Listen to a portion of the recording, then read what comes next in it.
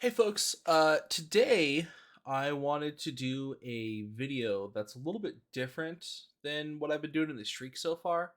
And that's because I guess it's a lot less specific.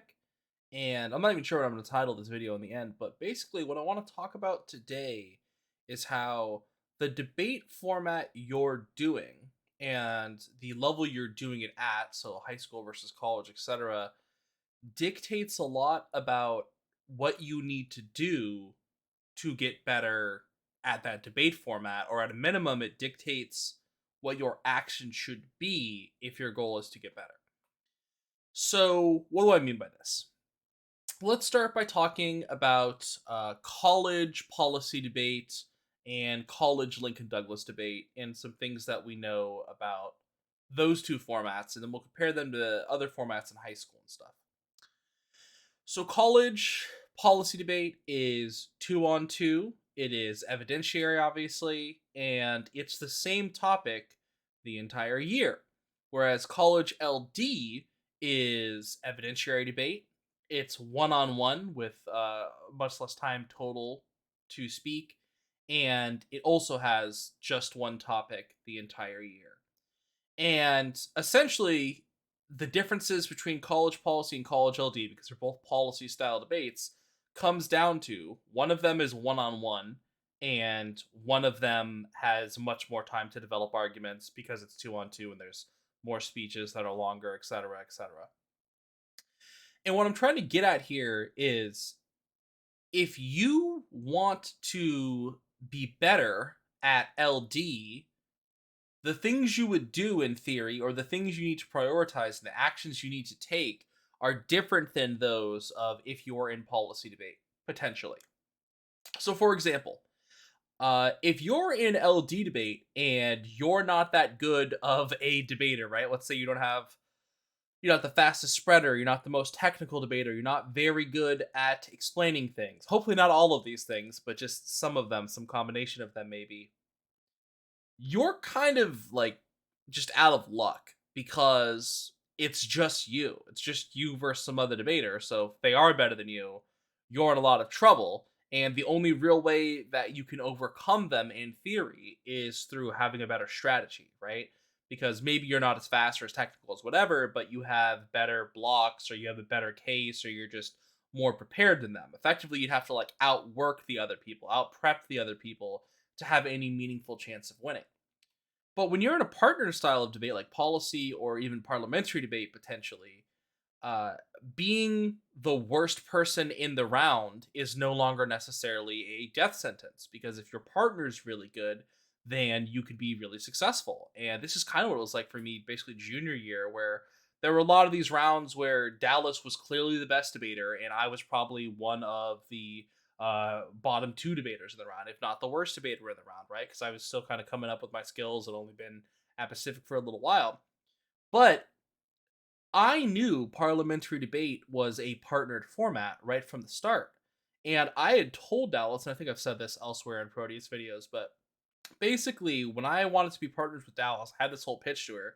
And essentially, what I told her is in my perspective, there's an approach to debate that people have that I think is wrong, which is that everyone kind of wants to be the superstar, right? Like they want to be the best person in the partnership because then, you get the rep, you get the credit, you get all that kind of stuff, and that feels good or is cool, and you get speaker awards.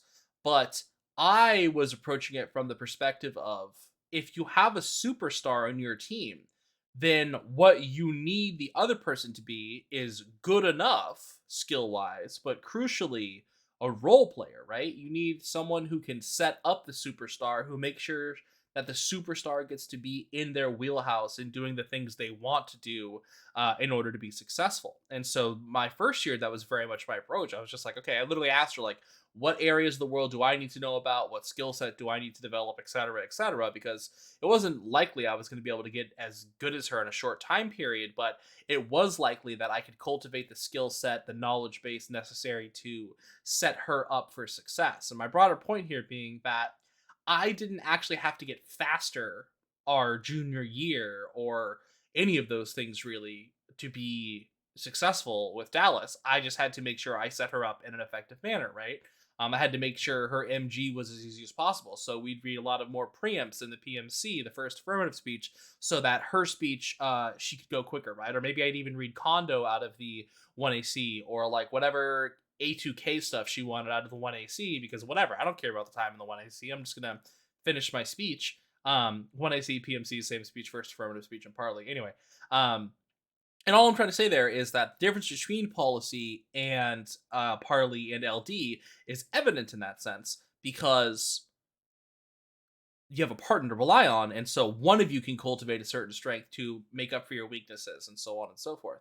Now, obviously, there's a big difference between parley and LD and policy, where policy and LD are similar because they have the same topic the entire year, and they have evidence, right? They have cards. So in parley, the fact that you're in parley means if you're going to be really good, you're just going to have to memorize a ton of stuff. Like all the best debaters I know just have so much stuff memorized so that they don't have to spend time in prep doing it, because prep really is a skill, right? Being able to get as much as you can out in 20 to 30 minutes matters a lot. And that's something you would never practice if you were doing policy or LD, because why would you? You're always going to have your evidence. And if your arguments aren't working in parliamentary debate, there's like a fundamental approach you have to change, because it's not like you're going to have that same topic again. It's instead a question of, do you have the skill set to prep across a wide array of topics, or are you going to use some kind of strategy that mitigates that issue? If you're bad at prep, then probably start being a K team or something to that effect, right? Because then you can read the same thing over and over and over again and mitigate one, and really exploit to a certain degree one of the format like things with parlay. Whereas in policy and LD, if you're struggling with answering a certain position, you don't have to suddenly be able to do it in the round, and you don't have to memorize those arguments.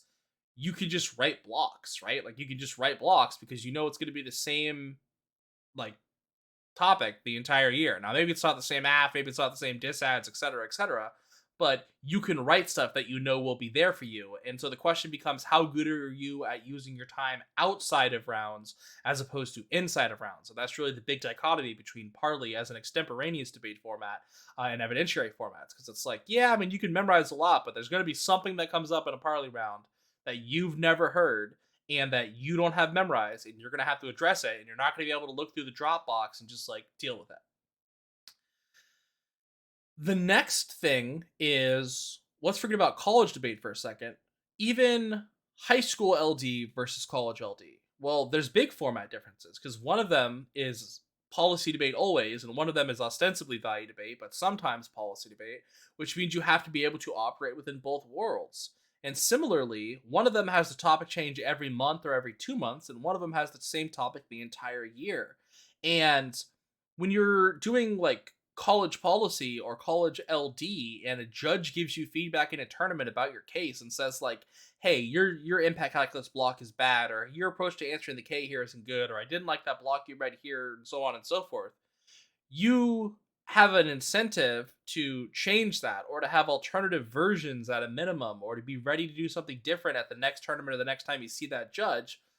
But in formats where the topic changes every month or every 2 months, like LT and public forum, you might never debate that case again, depending on what you're doing. So the question becomes, how much time does it make sense for you to put into any given case, right? Like, does it make a lot of sense for that? And, we have our interview with Jack from a while ago, and he kind of talked about how one of the things that let him turn the corner when he was a competitor was just getting away from prep. That he just used to over prep for public forum so much, but then he had one tournament where he wasn't able to do so, and that really opened his eyes to the fact that like that's not what's actually winning these debates here.